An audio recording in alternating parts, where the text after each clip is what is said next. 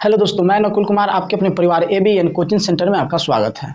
आज आपके लिए लेकर आ गए हैं हेलो एल्केन्स हेलो एलियंस का अगला चैप्टर, अगला टॉपिक्स जो आपको बताएगा कि हेलो एलियंस कैसे बनाया जाता है। जिस टॉपिक का नाम है, चलिए बताते हैं। जिस टॉपिक का नाम है हैलोजेनिक अम्लों के बी कार्बोक्सिलीकरण से क्या करेंगे, हम हेलो एल्केन का निर्माण करेंगे। इसमें होगा जब नाभिकीय प्रतिस्थापन एरोमेटिक अम्लों के सोडियम लवणों का सोडा लाइम की उपस्थिति में जब हम क्या करते हैं, उनका अवशोषण करते हैं, आसवन करते हैं, अभिक्रिया कराते हैं, तो यहाँ से बी कार्बोक्सिलीकरण यानी यहाँ से कार्बोक्सिलिक जो पदार्थ होते हैं वो बाहर निकल जाते हैं और वो क्या हो जाते हैं, उनका निष्कासन हो जाता है और एराइल हैलाइड का निर्माण होता है, या आप इसको हेलो एरिन बोल सकते हैं। चलिए इस विधि का बताते हैं और एग्जांपल देखिए, और कुछ आप और इसका नोट क्या कर देंगे, हम उसे लिख देंगे, उसका डिफिनेशन साथ में। पहले डिफिनेशन लिख देते हैं, उसके बाद हम इसको क्या करेंगे, एग्जाम्पल के द्वारा समझा देंगे। ध्यान दीजिएगा कि टॉपिक का नाम है हैलोजेनिक अम्ल के बी कार्बोक्सिलीकरण। टॉपिक का नाम क्या है, यहाँ देख लीजिए, सही यहाँ दिखाई दे रहा है ना। अब ध्यान दीजिएगा कि कार्बोक्सिलीकरण जो हाइड्रोजनित है, हैलोजनित है, हैलोजनित अम्ल हैलोजनित अम्ल के बी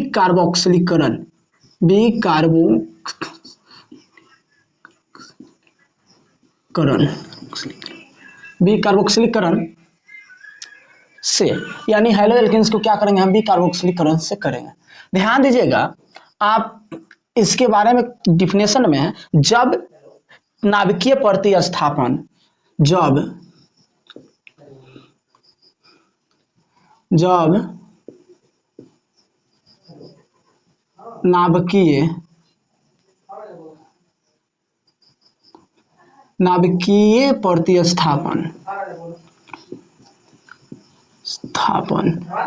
नाभिकीय प्रतिस्थापन एरोमेटिक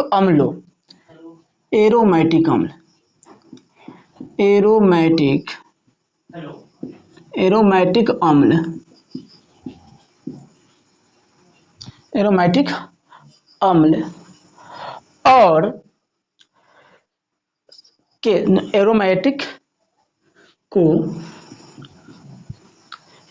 एरोमेटिक को सोडियम लवणों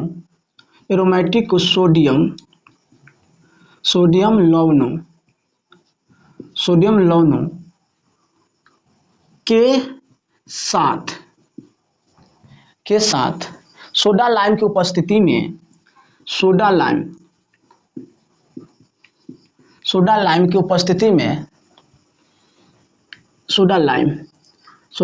की उपस्थिति में आसवन किया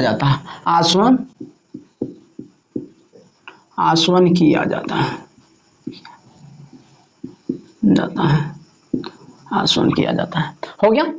अब देखिए, और क्या एराइल हैलाइड का निर्माण होता है, और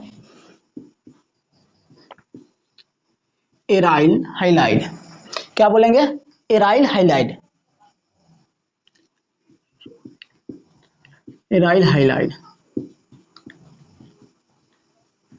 का निर्माण होता है। हो गया, एराइल हैलाइड का निर्माण होता है। अब इसमें देखिए, कोई भी एक हम क्या ले लेते हैं, एग्जांपल इसका ले लेते हैं और समझा देते हैं। अब देखिए, कोई भी क्या है कि आपका हैलोजेनिक क्या होगा, कोई भी बेंजीन ग्रुप हो, उसको जब हम NOH के साथ अभिक्रिया कराते हैं, तब वो क्या होगा, किसकी उपस्थिति में, आपके सोडा लाइम की उपस्थिति में जब हम इसको अभिक्रिया कराएंगे तो क्या होगा, हेलो एरिन का निर्माण करेगा या एराइल हैलाइड का निर्माण करेगा। ध्यान दीजिएगा यहाँ पर कि एक एग्जांपल हम आपको लेके बताते हैं। जैसे में एक एग्जांपल हो गया आपका कि ले लेते हैं ये एक एग्जाम्पल ले लिए, ठीक है। यहाँ पर Cl जोड़ दिए और यहाँ पर COONA जोड़ दिए, प्लस किसके साथ अभिक्रिया कराना है, NaOH, किसके उपस्थिति में, सोडा लाइम की उपस्थिति में, सोडा लाइम की उपस्थिति में। तो देखिए इसका नाम बता देते हैं, orthochloro sodium benzoate, orthochloro sodium benzoate, benzoate, sodium benzoate. जब सोडा लाइम की उपस्थिति में अभिक्रिया कराते हैं तो प्राप्त होता है आपका हेलो बेंजीन, यानी क्लोरोबेंजीन। क्या नाम दे देंगे, क्लोरोबेंजीन, इसका नाम देंगे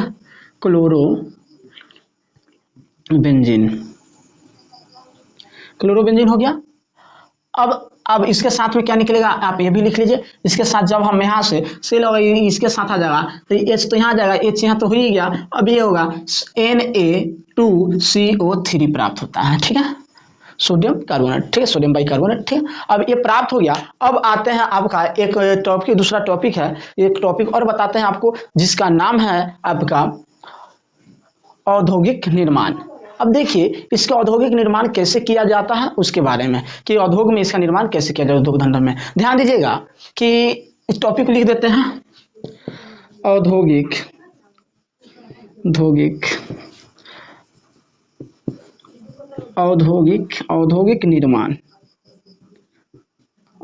निर्माण। अब ध्यान दीजिएगा औद्योगिक निर्माण में क्या होगा आपका, कि बेंजीन जो वाष्प वायु और हाइड्रोजन क्लोराइड में विभाजन करे तब क्या हुआ,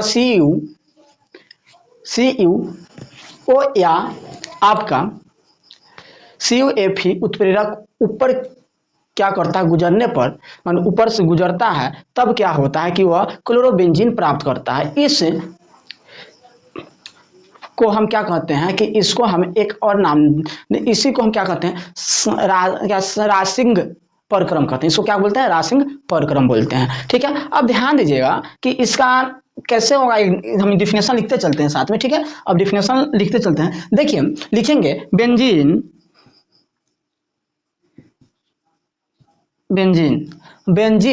वाष्प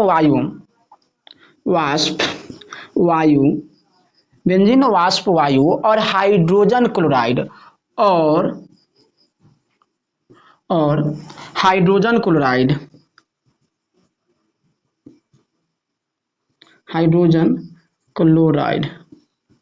यहाँ पर हाइड्रोजन क्लोराइड को मिश्रण करके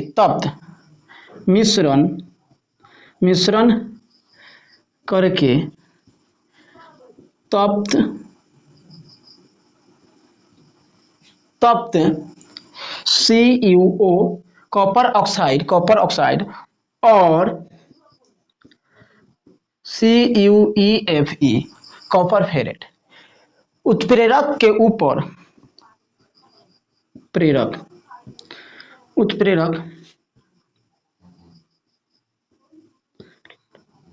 उत्प्रेरक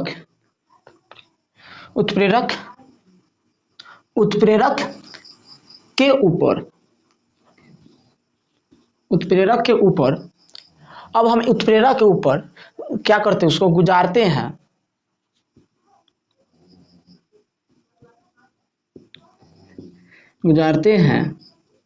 उत्प्रेरक के ऊपर जब हम इसको गुजारते हैं तो क्लोरोबेंजीन प्राप्त होता है। क्या प्राप्त होता है,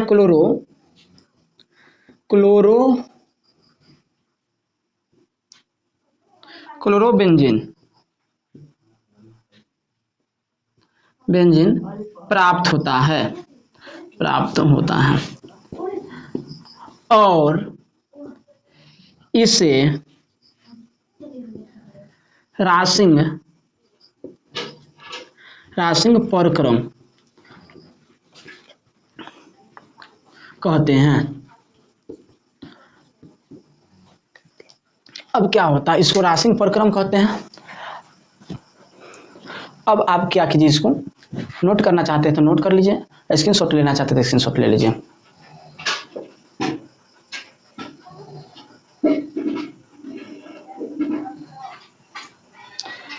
चलिए अब अगला टॉपिक आपका है हेलो एरिन में CX आबंध की प्राकृतिक। अब चलते हैं, अगला टॉपिक क्या है आपका कि हेलो एरिन में, हेलो एरिन, हेलो एरिन में, हेलो एरिन में CX आबंध की प्रकृति, CS आबंध की प्रकृति।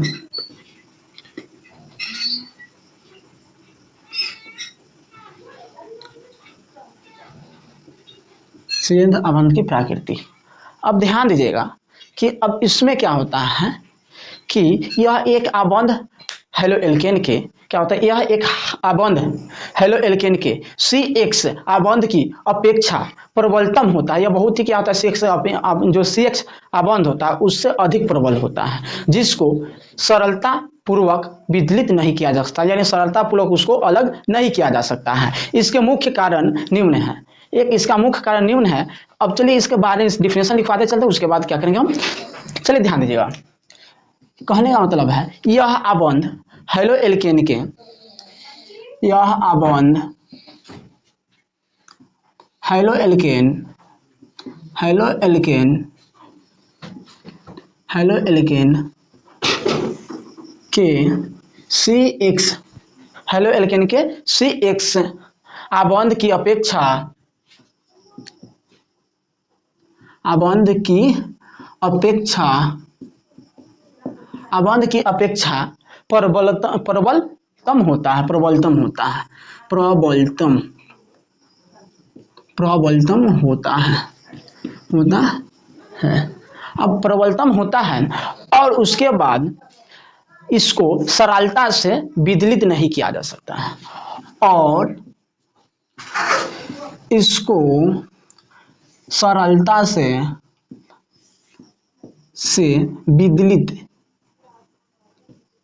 विदलित नहीं किया जा सकता, किया जा सकता है, नहीं किया जा सकता है। इसके मुख्य कारण निम्नलिखित हैं, इसके मुख्य कारण, इसके मुख्य कारण निम्न है,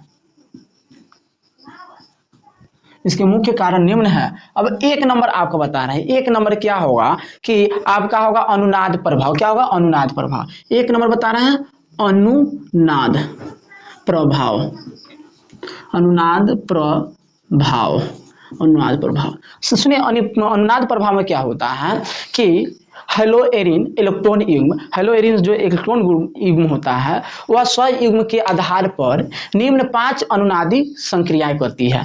चलिए हम इसको बताते हैं, यह आइसोमेरिज्म है, क्रिया विधि है कि कैसे वह आपस में 5 क्रिया विधि कैसे संपन्न करती है अनुनादी संरचनाएं। ध्यान दीजिएगा। तो अब देखिए इसको हम पहले एक समझा देते हैं ना, फर्स्ट क्या होगा उसके बाद उसका डिफिनेशन हम लिखवा देंगे। ध्यान दीजिएगा इसको कि क्या करेंगे कि यहाँ बेंजीन हो गया, यहाँ शुरू करते हैं।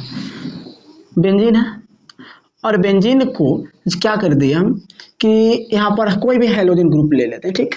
तो मान लेते हैं X है, ठीक है, इसके पास इलेक्ट्रॉन है और ये क्या कर लिया है कि अपना अष्टक पूरा करने के लिए क्या कर लिया कि अब यहाँ बॉन्ड बनाया हुआ है। जब ये क्रिया काम करेगा कि जब यहाँ से ये क्या करेगा, यहाँ आएगा, ठीक। अब इसका जो अनुनादी क्रिया वो बता रहे हैं, और यहाँ आएगा तब होगा क्या कि इसका जो इलेक्ट्रॉन है, इलेक्ट्रॉन वो क्या करेगा यहाँ से इस पर आ जाएगा, ठीक है। और इस पर आएगा तो यह क्रिया कैसे बनेगा, आप ध्यान दीजिएगा कि यह आपका इलेक्ट्रॉन यहाँ से यहाँ, तब एक ध्यान दीजिए, यहाँ सिंगल बॉन्ड होगा, यहाँ X हो गया तो यहाँ पर प्लस हो जाएगा, और यहाँ से जब इलेक्ट्रॉन हटा तो ये तो क्या हो जाएगा, यहाँ पर प्लस हो जाएगा। अब ध्यान दीजिए यहाँ डबल बॉन्ड है क्योंकि डबल बॉन्ड पहले ही से, यहाँ पर सिंगल बॉन्ड पहले माने क्या था आपका सिंगल बॉन्ड था, लेकिन जब ये क्रिया क्या हुआ कि आस्ते आस्ते संपन्न होता है तो डबल बॉन्ड हो जाता है। अब यहाँ पे सिंगल बॉन्ड बनाए हुए हैं हम, अब यहाँ इस तरह है और यहाँ से आया इलेक्ट्रॉन तो यहाँ आया तो क्या हो गया, डबल बॉन्ड हो गया। अब क्या करेगा कि यहाँ से इलेक्ट्रॉन अब आगे की ओर गमन करेगा, क्या करेगा आगे की ओर, तब यहाँ से इलेक्ट्रॉन इसमें आएगा, इसमें आएगा तो यहाँ पर डबल बॉन्ड है, तब वो क्या करेगा अपना इलेक्ट्रॉन आगे भेजेगा, कहाँ भेजेगा, आगे भेजेगा। तो यहाँ से यहाँ, तब इस पर क्या होगा माइनस चार्ज हो जाएगा।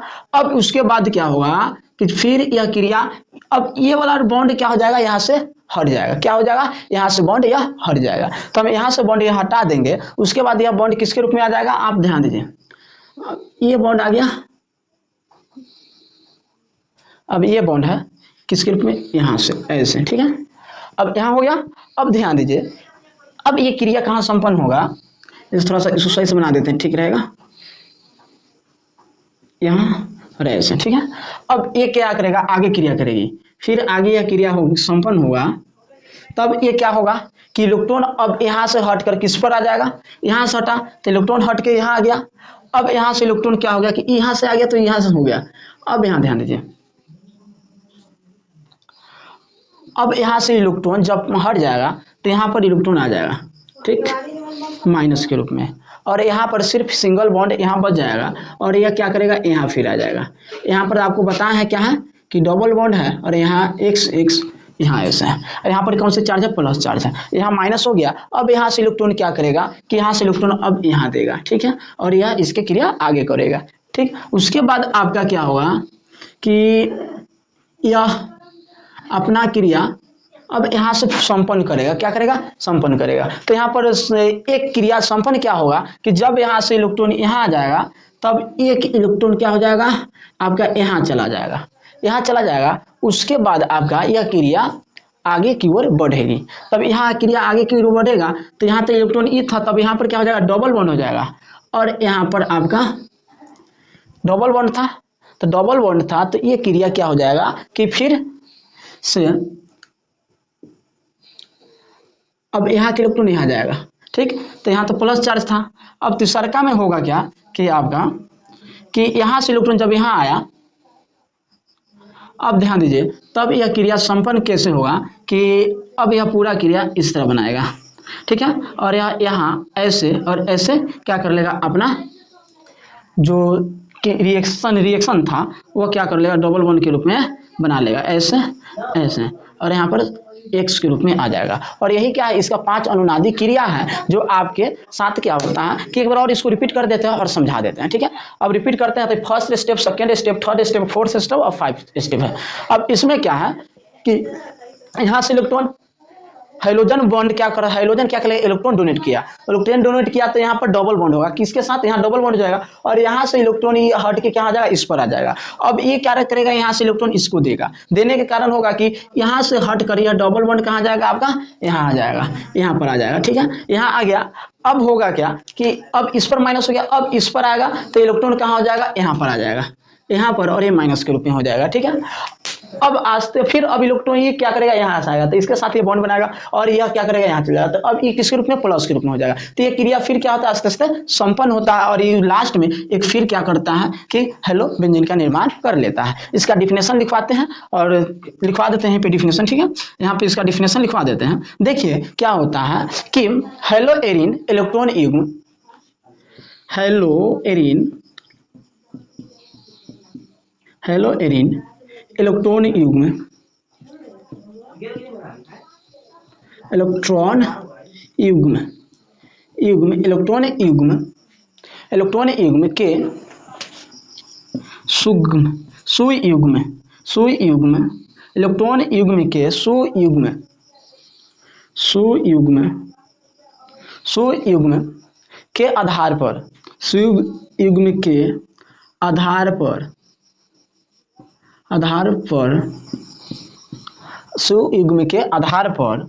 सुयुग्म के आधार पर 5 भागों में क्या किया जाए, 5 अनुनादी संरचनाएं बनाती हैं, 5 अनुनादी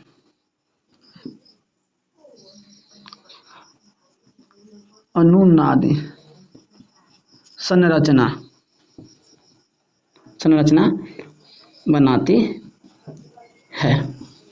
चलिए आप इसका स्क्रीनशॉट ले सकते हैं, और कुछ इसके बारे में जो हम बोल देते हैं आप लोग नोट कर लीजिएगा।